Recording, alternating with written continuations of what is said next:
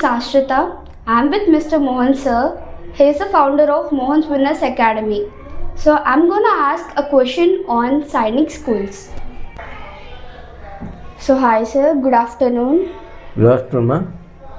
So sir, how many 9th class seats are available in both government and private schools this year? Okay, very good. Right. So 6th క్లాస్తో compare చేసుకుంటే 9th క్లాస్లో Sainik school seats తక్కువగా ఉంటాయి.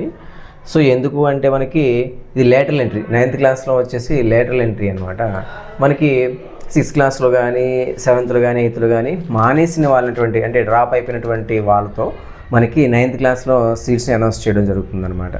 So అలా చూసుకుంటే కనుక ఈ academic ఇయర్లో మనకి 26-27 అకాడమిక్ ఇయర్లో 9th క్లాస్ సీట్స్ గవర్నమెంట్ స్కూల్లో వచ్చేసి 574 ఉన్నాయి. Total 9th class government seats వచ్చేసి 574 ఉంటాయన్నమాట. సో అందులో బాయ్స్ వచ్చేసి 536 ఉన్నాయి. ఓకేనా, గర్ల్స్ వచ్చేసి 38 ఉన్నాయి. గర్ల్స్కి వచ్చేసి 38 సీట్స్ ఉన్నాయి. బాయ్స్కి వచ్చేసి 536 ఉన్నాయి. టోటల్ వచ్చేసి 574 సీట్స్ గవర్నమెంట్ సైన్స్ స్కూల్స్లో 9th క్లాస్కి ఉన్నటువంటి సీట్స్. సో ఇది అప్రాక్సిమేట్ అండి, కొంచెం అటు ఇటుగా ఉంటుంది. సో పర్టికులర్గా ఇవే సీట్స్ ఉంటాయని చెప్పట్లేదు, అప్రాక్సిమేట్గా కొంచెం ఇంచుమించుగా ఇవే సీట్స్ ఉండే అవకాశం ఉంటుంది. ఓకేనా, ఇంకా 9th క్లాస్ ప్రైవేట్ స్కూల్స్కి వచ్చేసరికి 9th క్లాస్ ప్రైవేట్ స్కూల్స్లో ఉన్నటువంటి 9th క్లాస్ సైన్స్ సీట్స్ వచ్చేసి 800 ఓకేనా చిల్లర ఉంటుంది. 800 కంటే కొంచెం ఎక్కువ ఉండొచ్చు మేబీ, అంటే 801 నుంచి కొంచెం అటు ఇటుగా ఉండొచ్చు అనమాట. ఇందులో బాయ్స్కి ఉన్న సీట్స్ వచ్చేసి 9th ప్రైవేట్ స్కూల్స్లో బాయ్స్ సీట్స్ వచ్చేసి 431 అనమాట. గర్ల్స్ వచ్చేసి 92. సో ఏంటి 9th క్లాస్లో ప్రైవేట్ సైన్స్ స్కూల్ సీట్స్ వచ్చేసి బాయ్స్కి 431, ఓకేనా, గర్ల్స్కి వచ్చేసి 92.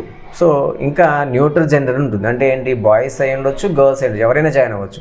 ఇలాంటి సీట్స్ వచ్చేసి 278 సీట్స్ ఉన్నాయి. ఇందులో బాయ్స్ అయినా జాయిన్ అవ్వచ్చు, గర్ల్స్ అయినా జాయిన్ అవ్వచ్చు. ఈ కేటగిరీ ఏమంటారంటే న్యూట్రల్ జెండర్ అంటారనమాట. ఇవన్నీ ఉన్నాయంటే 278 సీట్స్ ఉన్నాయన్నమాట.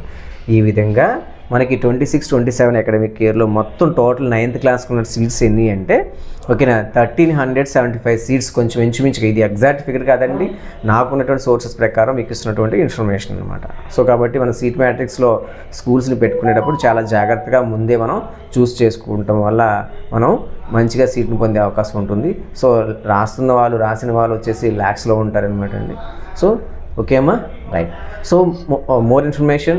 సో రేపు అంటే Sunday parents meeting, second parents meeting ఉంటుందన్నమాట. లాస్ట్ సండే వచ్చేసి ఫస్ట్ పేరెంట్ మీటింగ్ అయిందండి.